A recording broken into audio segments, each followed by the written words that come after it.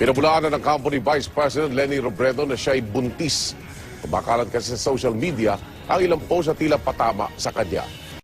Kumakalat ngayon sa social media ang ilang post na pasaring kay Vice President Leni Robredo.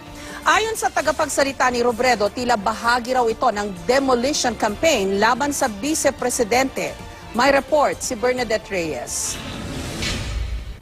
Kumalat sa social media ang mga post na ito na may pinahuhulaan na isang babaeng may immoral na relasyon at ngayon umano ay nabuntis.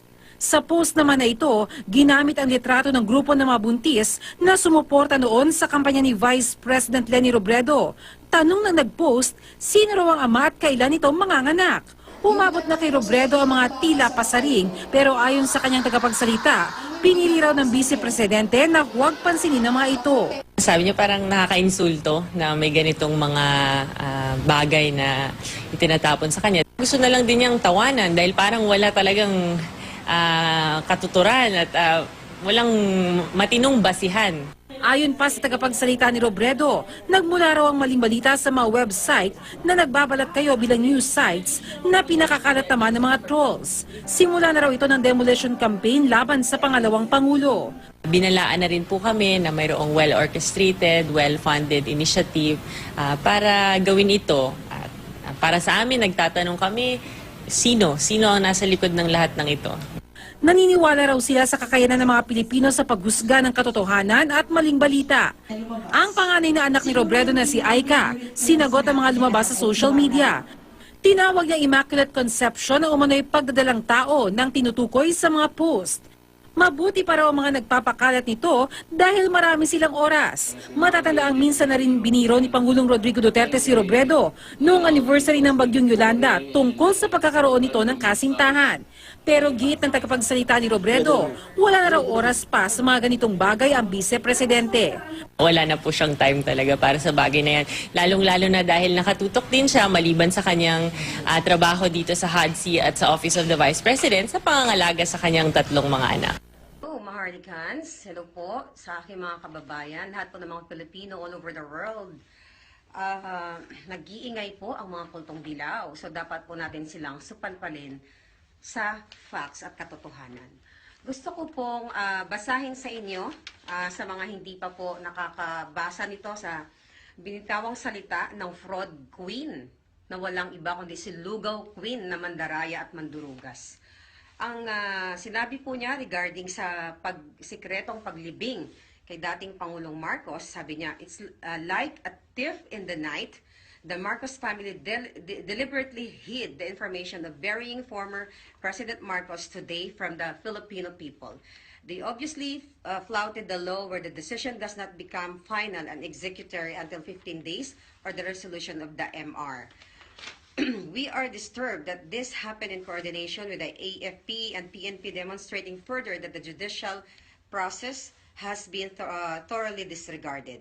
This is nothing new to the Marcoses. They who had hidden wealth, hidden human rights abuses, and now hidden burial, with a complete disrespect for the rule of law.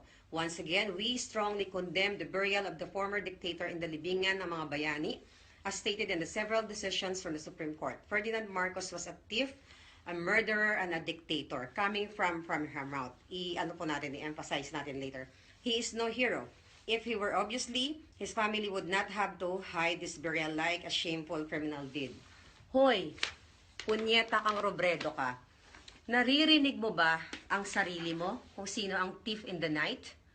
Hindi ba kayo, ikaw, na nagnakaw ng boto ng mga Pilipino noong nakaraang halalan para kayo mga akyat bahay gang na natulog lang ang mga tao, ninakaw niyo yung boto at punyeta kang babae, kang boba, kang abogada.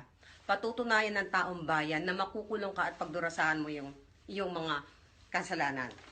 Ngayon po, mga Maharlikans, bakit nga ba gusto ng mga Marcos? May karapatan po sila maging pribado ang libing. Bakit kamo? Alam niyo po, ang mga Marcoses ay Ano po yan, may pagmamahal sa bayan? Bakit may pagmamahal sa bayan? Dahil iniwasan nila na magkaroon ng gulo. Bakit? Dahil kung i-broadcast nila, okay, ang mga kultong dilaw, ikaw, demonyo kang Leni Robredo ka. Ngayon, yung mga kampon mo, magbabayad ng mga kawawang mga mamayang Pilipinong mahihirap na halos walang makain para isalang nyo doon. Okay? So ngayon magkakaroon ng kaguluhan. Ngayon kayo na naman ang gagawa ng kaletsiyang gulo. So yun po ang isa sa mga reasons na nakikita ko. Bakit po ganun ang nangyari? Even me, nagulat ako, but that's the right decision. At ano pa? Karapatan ng mga Marcos ang mailibing. Okay? Si Pangulong Marcos, dahil unang-una na-desisyonan na ng Korte Suprema, umapila na nga kayo, talo pa rin kayo. Anong gusto nyo ulit, paulit-ulit? Kayo ang masusunod. Ha? Ano sinasabi mong pagnanakaw? Tip in the night. Ha? May napatunayan ka ba? Abogado ka ba talagang boba ka? Ha?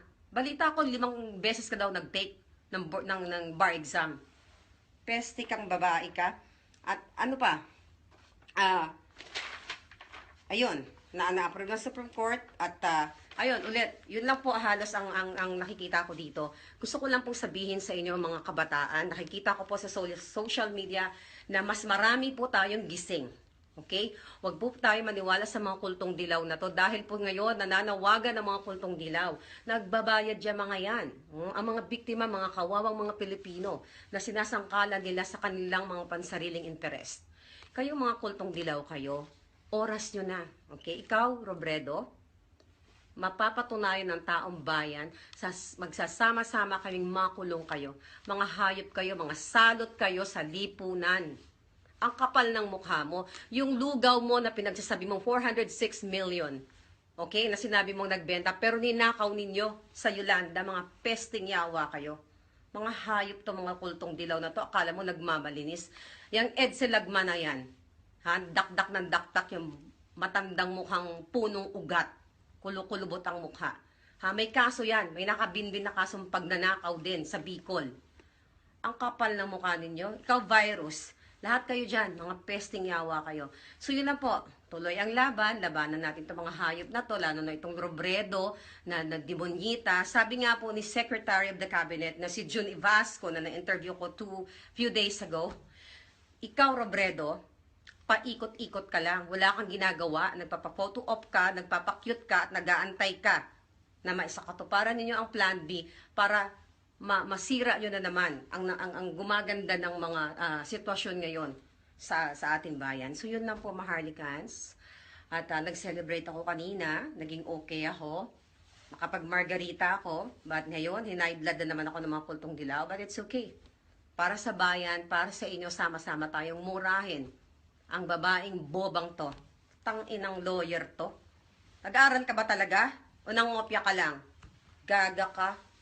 Yun lang po, mabuhay kayong lahat at tuloy ang laban. Itinanggi ng kampo ni dating Senador Bongbong Marcos ang umano'y planong papapatalsik sa pwesto kay Vice President Leni Robredo. Ito ang balita ni Grace Cassie. Si Bingbong, Bongbong, kung manalo siya sa protest niya, baka bago ang ating Vice Presidente. Naging issue kamakailan ang pagpapakilala ni Pangulong Duterte kay dating Senador Bongbong Marcos bilang bagong Vice Presidente ng Pilipinas nang bumisita ito sa China. Kaya nang lumabas ang usapin patungkol sa pagkakaroon umano ng ballot recount ay gayon na lamang ang pangamba ni Vice President Leni Robredo. Tingin ko carry over din ito, yung pangamba, carry over nung bigla tayo nabulabog nung Biyernes. Nung bigla ang paghimlay sa dating Pangulong Marcos. Kaya siguro mas tumindi yung pangamba dahil isang bagay na hindi natin inaasahan gagawin, ginawa. Itinanggi naman ito ng kampo ni Marcos at sinabing wala itong basihan. Mali po siguro yung mga hinahinalaan nila na porket nagdesisyon ng Korte Suprema pabor sa mga Marcoses tungkol sa paglilibing, sure na sure pabor din po doon sa dito sa protesta. Maging ang kaalyado ni Pangulong Rodrigo Duterte, sinabi na walang katotohanan ng balita. Po mga chismis nila na baka pagising natin bukas bago na ang Vice President, hindi po ganyan. The system doesn't work that way. Tiniyak naman ng mga kapartido ng pangalawang Pangulo na handa silang magbantay upang mapigilan ang napapaulat na hakbang. Kung mayroong ganitong klaseng pagkilos na tanggalin bilang Vice Presidente si Vice President Leni at ipalit si Bongbong Marcos, dapat tutulan.